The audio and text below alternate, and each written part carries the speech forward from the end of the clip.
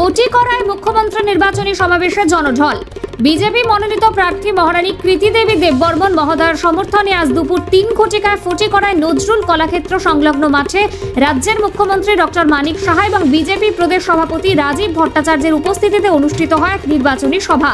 উক্ত নির্বাচনী সভায় মুখ্যমন্ত্রী ও প্রদেশ সভাপতি ছাড়াও উপস্থিত ছিলেন স্থানীয় যুব বিধায়ক তথা রাজ্য সরকারের মন্ত্রী সুধাংশু দাস, শিল্প নিগমের চেয়ারম্যান নবাদল বণিক, ফটিকরায় মণ্ডল সভাপতি নীলকান্ত সিনহা, জেলা সভাপতি পবিত্র দেবনাথ, জেলা পরিষদের সভাধিপতি অমলেন্দু দাস সহ অন্যান্য দলীয় নেতৃবৃন্দরা।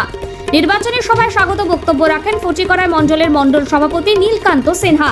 নীলকান্ত বাবু তার বক্তব্যে বলেন, লোকসভা নির্বাচনকে কেন্দ্র করে ফটিকরায় বিধানসভা কেন্দ্রে প্রায় ৫,০০০ ভোটার সিপিআইএম ও কংগ্রেস দল ত্যাগ করে ভারতীয় জনতা পার্টিতে যোগদান করেছেন। কংগ্রেস ও সিপিআইএম এর জোট অশুভ জোট, আর তাই মানুষ তাদের ভোটের আগেই প্রত্যাখ্যান করছেন। তাই এই অশুভ জোটকে পরাস্ত করতে আগামী ২৬শে এপ্রিল পূর্ব ত্রিপুরা আসনের প্রার্থী কৃতি দেবী দেববর্মনকে বিপুল ভোটে জয়ী করার আহ্বান রাখেন তিনি। স্থানীয় বিধায়ক তথা রাজ্য সরকারের মন্ত্রী সুধাংশু দাস তার বক্তব্যে বলেন, দেশকে শক্তিশালী করতে এবং দেশ ও রাজ্যের উন্নয়নকে আরও গতিশীল করতে আবারও প্রধানমন্ত্রী নরেন্দ্র মোদীকে প্রধানমন্ত্রী করার জন্য পদ্মফুল চিহ্নে ভোট দেওয়ার জন্য।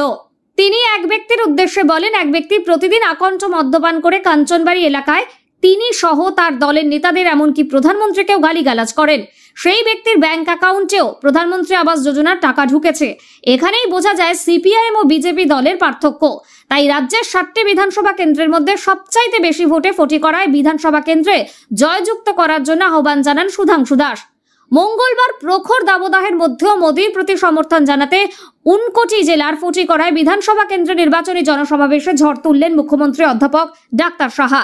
মুখ্যমন্ত্রী জনসভার আলোচনা করতে গিয়ে কেন্দ্রের মোদী সরকারের ভূয়সী প্রশংসা করে বলেন, ভারতবর্ষ মোদীময়, মোদীর কেউ বিকল্প হতে পারে না।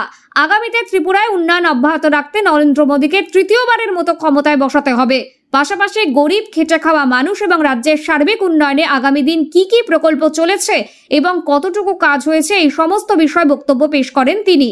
মানুষের কল্যাণে এবং মানুষের পাশে থেকে কাজ করাই হচ্ছে ভারতীয় জনতা পার্টি নেতৃত্বাধীন সরকারের অন্যতম লক্ষ্য। মানুষ আমাদের নির্বাচিত করে জনপ্রতিনিধি করেছে, তাই মানুষের জন্য কাজ করতে আমরা সংকল্পবদ্ধ। প্রধানমন্ত্রী নরেন্দ্র মোদীও সবসময় মানুষের কল্যাণে চিন্তা ভাবনা করেন। আসন্ন নির্বাচনে রাজ্যের ২টি আসনে রেকর্ড ভোটে বিজয়ী হবেন ভারতীয় জনতা পার্টি মনোনীত প্রার্থীরা। মুখ্যমন্ত্রী ডাক্তার সাহা বলেন, প্রধানমন্ত্রী নরেন্দ্র মোদী বারবার বলছেন সবাইকে একসাথে নিয়ে চলতে হবে। ২০১৯ সালে NLFTর সঙ্গে আমাদের চুক্তি হয়। প্রধানমন্ত্রী বলছেন, উত্তর পূর্বাঞ্চলের রাজ্যগুলি শান্তিতে না থাকলে ভারত সমৃদ্ধির পথে এগিয়ে যেতে পারবে না। যে কারণে তিনি অ্যাক্ট ইস্ট পলিসির মাধ্যমে উত্তর পূর্বাঞ্চলের উন্নয়নে বিশেষ গুরুত্ব দিয়েছেন।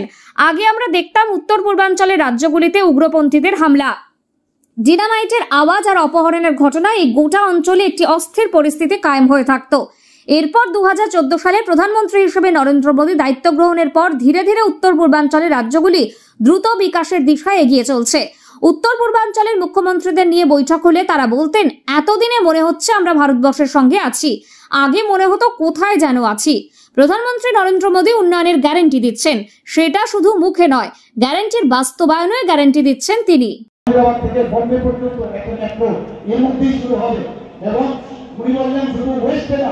আমি সাউথে একটা বুলেট ট্রেন দেবো, আমি নর্থে একটা বুলেট